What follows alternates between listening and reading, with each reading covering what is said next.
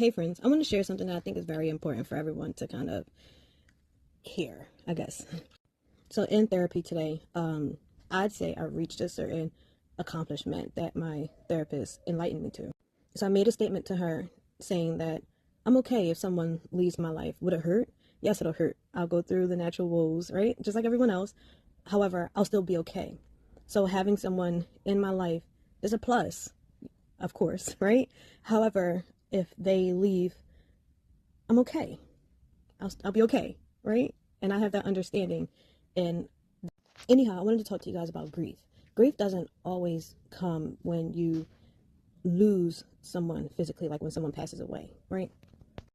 Grief actually comes when you experience loss in different ways. You experience loss financially, you can experience loss spiritually, you can experience loss emotionally, like in what I'm speaking of, you can experience a loss with all different types of relationships. So in this session, when I was speaking with my therapist, because I've experienced loss early on in my childhood, for me personally, I don't have relationships with my parents. My parents are alive and well.